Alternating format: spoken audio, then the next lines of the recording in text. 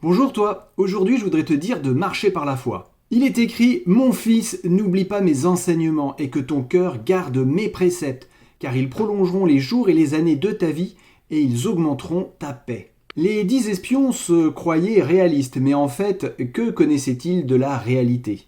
Ils s'étaient forgé une vérité sur mesure dans laquelle Dieu n'avait pas sa place. Ils oubliaient tout simplement ses promesses. Ils réduisaient à néant sa capacité d'intervention.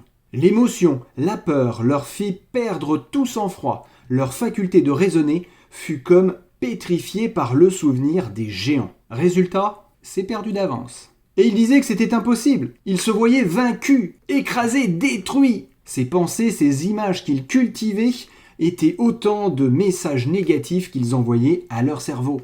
Si nous nous représentons une situation d'échec, nous échouerons. L'idée que l'on se fait d'une chose est déjà en elle-même un gage de réussite ou d'échec. Dans la vie du croyant, il peut exister une tension entre les réalités objectives et les promesses. Les premières ne demandent pas d'efforts particuliers. Les faits s'imposent d'eux-mêmes. Les secondes exigent cependant la foi. La foi qui fait dire possible quand la majorité dit impossible. La foi qui fait dire victoire quand la défaite semble inévitable. Finalement, l'homme de foi a toujours une longueur d'avance sur les autres.